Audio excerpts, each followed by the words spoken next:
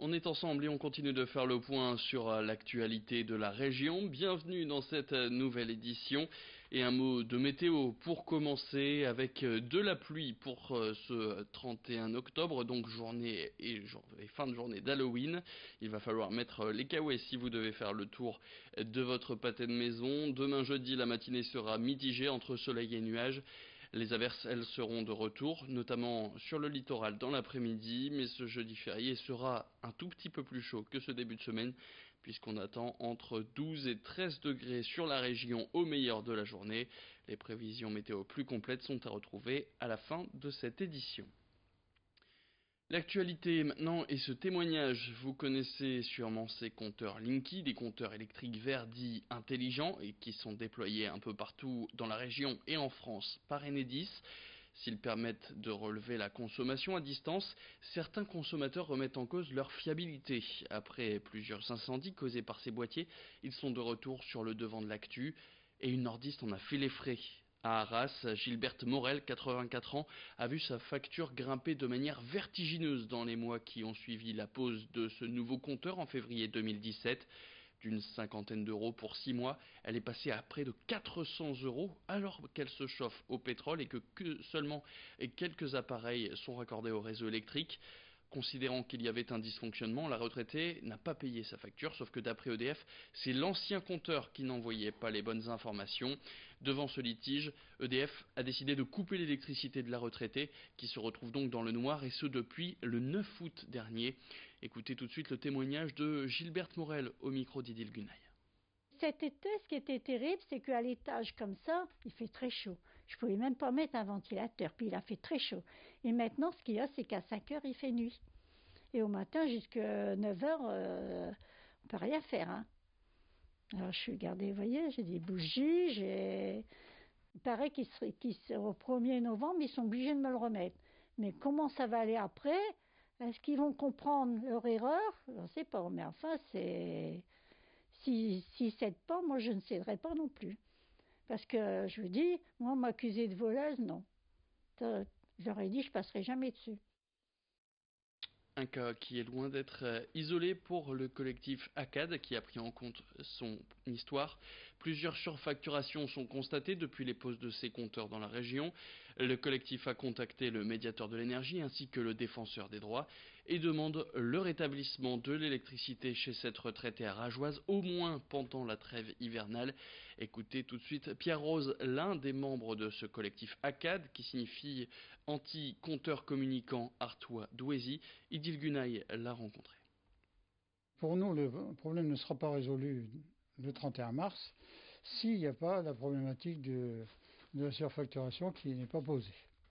Et donc actuellement, on en est là, c'est-à-dire que Enedis ne répond jamais à nos courriers. Soi-disant, d'après M.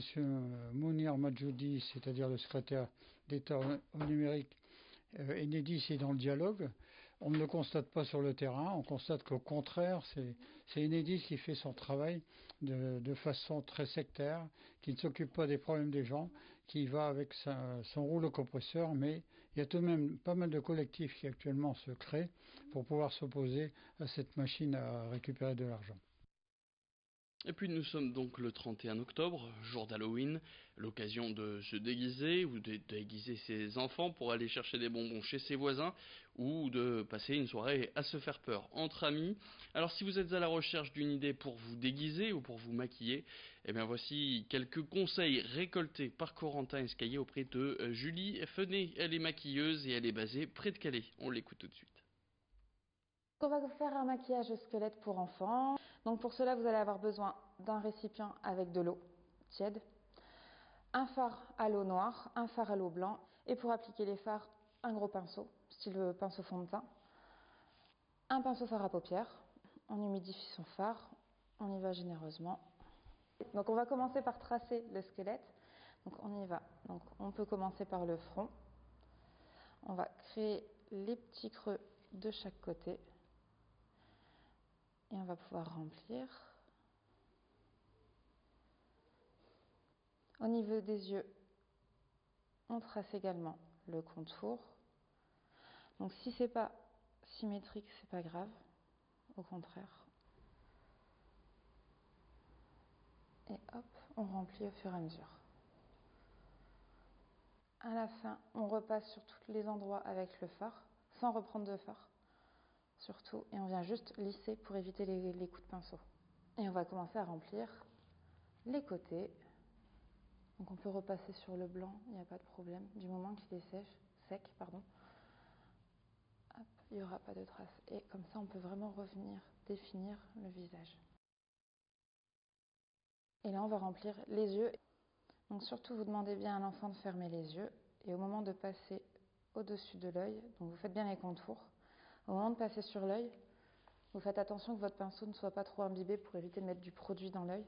Et vous pouvez passer tout doucement, donc sur la paupière, et ensuite vous passez délicatement. Et vous essayez de passer au niveau des cils, tout doucement. On retrace les contours. Et là, en ouvrant les yeux, automatiquement, il y aura un blanc en dessous. Donc pour les petits enfants, on évite de repasser pour que ce soit trop près des yeux. Après, si l'enfant a plus d'une dizaine d'années, on peut repasser en lui demandant de regarder vers le haut. Ensuite, on va tracer le nez. Donc rien de plus simple. Hop, on va tout simplement tracer les côtés. Donc faire un U. Et vous venez sur le bout. On remplit et on va faire hop, comme un W, mais avec un côté un petit peu plus long que l'autre, légèrement plus fin. On va faire la bouche.